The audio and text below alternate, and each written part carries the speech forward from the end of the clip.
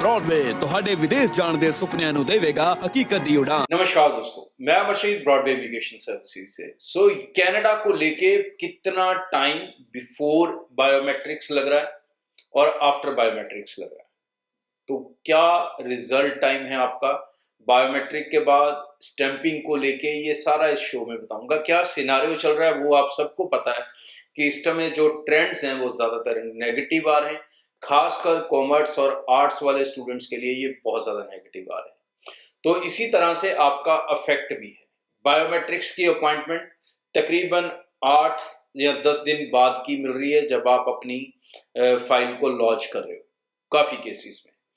दूसरा, बायोमेट्रिक करवाने के बाद ये एक शॉकिंग सिनारियो हो रहा है कि जो आर्ट्स कॉमर्स वाले स्टूडेंट हैं उनके रिजल्ट, खासकर जिन्होंने डिप्लोमास में फाइल लगा रखी है, उनके रिजल्ट 24 घंटे से 48 घंटे और मैक्सिमम 3 दिन के अंदर डिसाइड हो रहे हैं और उनको सीधे रिफ्यूजल आ रहे हैं।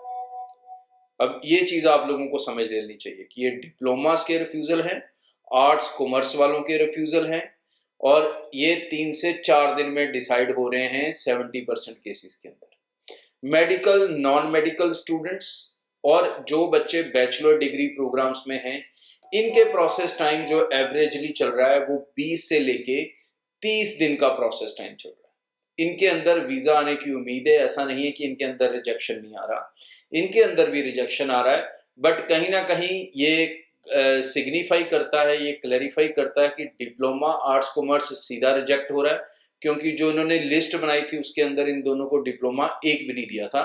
वो तो 1-2 कॉलेजेस ने अपने कोर्सेज को थोड़ा बहुत मोल्ड करके उसमें जगह बना ली, बट टेक्निकली एम्बेसी की तरफ से इनको वेलकम नहीं था डिप्लोमास की तरफ से।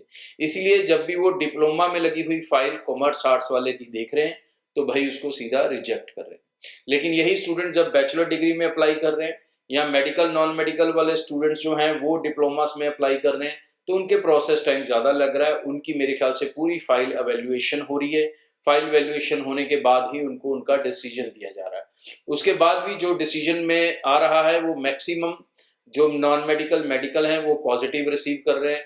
ग्रेजुएशन वाले चाहे वही आर्ट्स कॉमर्स वाले दे अगेन डाइसी कि उन्होंने कहाँ पे अप्लाई किया है, कैसे कोर्सेज में किया है, कैसी यूनिवर्सिटीज में किया है, कैसी डिग्रीज में किया है, ये सारी चीजें रोल प्ले कर रही हैं। उसके अलावा आपका फाइनेंशियल सिनारियो, वो आप कैसा लगा रहे हो, फैमिली इनकम्स कैसी लगा रहे हो, ये सब चीजें आपके वीजा को डिसाइड कर रही हैं 20 से 30 दिन के अंदर। और बायोमेट्रिक के बाद स्टैंपिंग वाला जो प्रोसेस है, क्योंकि अब जब से कैंसलेशन का सिस्टम शुरू हुआ तो काफी सारे केसेस ऐसे भी हैं जिनको वीजा मिला, पीपीआर मिली और उसके बाद दोबारा उनका केस प्रोसेसिंग में चला गया, कईयों की रिवोक हो गई। तो ये भी एक कॉम्प्लिकेशन इस समय है कुछ लोगों के साथ, बहुत बड़ी गिनती में नहीं है लेकिन कुछ लोगों के साथ ये कॉम्प्लिकेशंस हैं। और जो स्टैंपिंग का प्रोसेस टाइम है वो भी इस समय बढ़ा हुआ है। इसका कोई कारण पर्टिकुलर नहीं बताया जा रहा, बट एवरेजली जो प्रोसेस टाइम इस समय लग रहा है वो कहीं ना कहीं 20 दिन से लेके 1 महीने का समय इस पूरे प्रोसेस में लग रहा है। अब 7, 8, 15, 12 दिन में, 14 दिन में आपके पासपोर्ट स्टैंप होकर नहीं आ रहे, कहीं ना कहीं जो प्रोसेस टाइम है वो लंबा लग रहा है। तो ये सिनारियो इस समय चल रहा है एप्लीकेशंस के साथ। ये पिछले 2-3 महीने से यही ट्रेंड है। आगे 2-3 महीने कैसा रहेगा इसके बारे में अभी 100% नहीं कह सकते, बट कनाडा में इलेक्शंस शायद डिक्लेयर हो जाएंगे नए प्राइम मिनिस्टर के आते ही, उसके बाद शायद चीजें थोड़ी चेंज हों।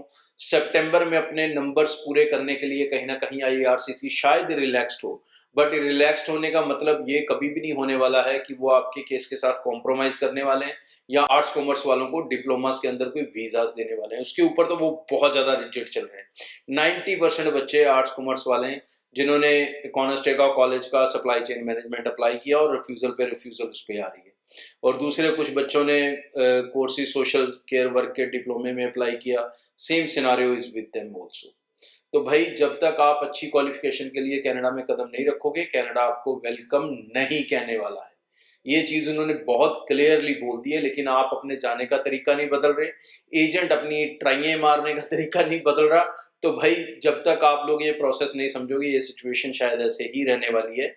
आपको सही तरीके से सही कोर्स और सही कॉलेज के अंदर या सही यूनिवर्सिटी के अंदर ही अपनी फाइल को प्रोसेस करना होगा, तभी आप कनाडा के अंदर पॉजिटिव रिजल्ट्स की उम्मीद कर सकते हैं।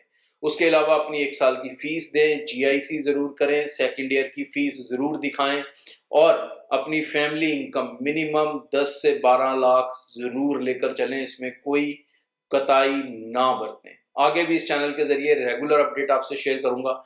जिन बच्चों को भी डाउट्स हैं, कंफ्यूजन है, वो मेरे साथ लाइव 8 बजे आज रात को इस चैनल पे कनेक्ट हो सकते हैं और जो भी आपके सवाल होंगे उनको हम लाइव सेशन में ही मैं पर्सनली आंसर करूंगा। Thank you. ब्रॉडवे ਤੁਹਾਡੇ ਵਿਦੇਸ਼ ਜਾਣ ਦੇ ਸੁਪਨਿਆਂ ਨੂੰ ਦੇਵੇਗਾ ਹਕੀਕਤ ਦੀ ਉਡਾਨ।